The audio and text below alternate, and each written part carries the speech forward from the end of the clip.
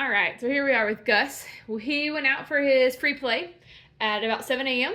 And then he went on his training walk at about 7:55, came back in from his training walk at about 8:20, and then has been on his bed from 8:20 until now. It's about 11:10 now. So about 3 hours. For the first 30 minutes-ish, first 10 minutes I had to correct often. A lot. We had a lot more distractions. We were cooking bacon, the kids were eating, we were hurrying to school because we're always late. But then after a bunch of quick, often corrections, then for that like 45 minutes, it was just one or two. I'm working from home today. Obviously, I'm training Gus, and so I sat on the computer and I did some work over here, kind of where Ollie is on the computer. Every time I'd sit down, he'd want to get off his bed, probably because he wanted to come get on the couch. Or he'd stand up. I'm sorry, he wouldn't actually get off the bed. He would just stand up. So I'd jump up, run across, give him distance pressure. He'd lay back down. Good. After that 45 minutes, he's been just chilling. He's not really asleep. He's just kind of chilling there. His eyes are open, but he's calm, cool, and collected, right? So this is the perfect time for us to start adding in more excitement. So you saw the kids and the dinner or the breakfast and all that thing.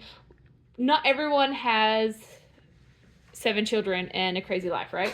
So things you can do to raise the excitement level when you don't naturally have excitement is to practice. Practice when you have it there. I want him to be prepared for a Christmas party. I'm going to have people coming, and I want him to chill right there. One of his weaknesses is his impulse control, especially around food.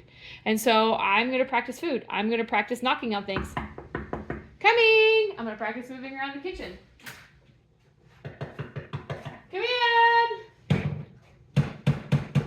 Come in! I'm going to make noises. There, I'm banging on the shelves. Here, he stood up. I'm going to apply distance pressure, and I'm going to stand here for as long as is needed. Sometimes he's fast, and sometimes he's really slow. He's been doing this. He's actually interesting. For my bulldogs, he does it back talk, which is really nice. I like that he doesn't yell back at me. But he does do this funny thing where he puts his head down and his front paws down, but he keeps his butt in the air because he knows I'm applying distance pressure until he puts his bum down, but he's too tired to stand. So he just puts his front end down, and then I just have to stand there for a lot longer because then he's half resting, right?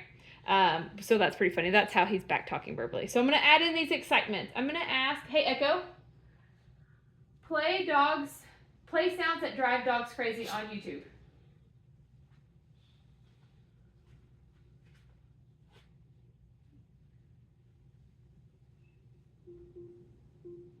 Echo, open YouTube and play sounds that drive dogs crazy. Searching YouTube.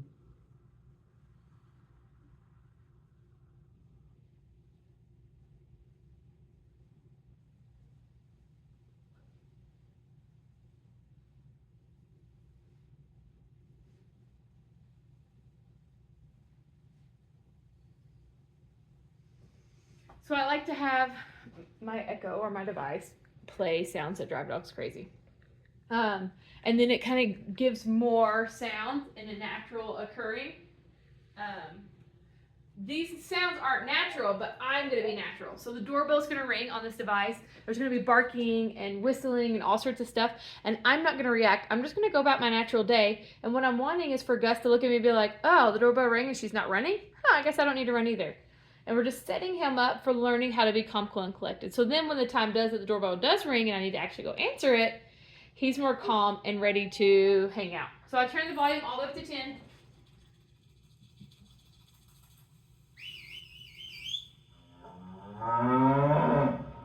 Because again, I'm wanting it to be coming. I'm wanting it to be as loud and as obnoxious as possible. And so I just let these sounds play, and I will walk around the house. I'll go ahead and finish cleaning up breakfast. I'll do whatever is needed. You can see he's looking around like crazy. He's doing awesome though, so I'm gonna go love on you. Yeah, right, good boy. You're a good boy.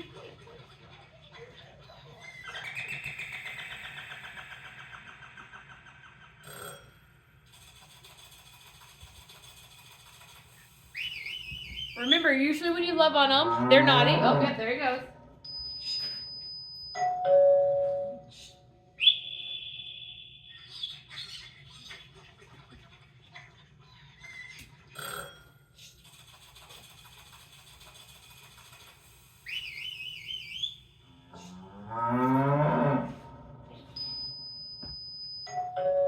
So I was just applying distance pressure, just like you've seen in the other videos. I want to stay at his face and apply pressure to his face no matter where he turns his face. We're just gonna let those sounds play. We're just gonna, let's get this back so you can see a little more of the kitchen.